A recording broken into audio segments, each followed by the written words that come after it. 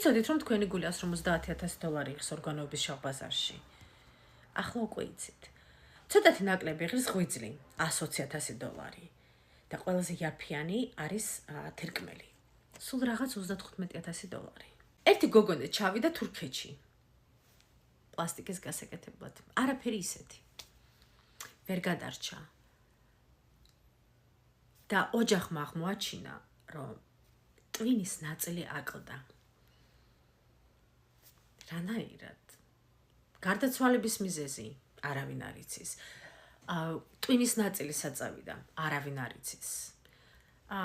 პოლიცია ვერაფერი, ექიმები არაფერს არ ამბობენ.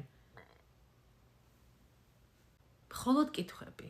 მოკლედ გავამზადე მასალა ორგანოების შავ ბაზარზე, რომელიც დაიდება ჩემს YouTube არხზე, ეს არის ბნელი ოთახი და დარქრომი და მან ყვები ზოგადად ეს სისტემა როგორ მუშაობს რეალურ ისტორიებზე და დღემდე ვერ გამოვიდი კიდე საკმაოდ საინტერესოა და ჩქარ ვლაპარაკობ, რაც მთავარია.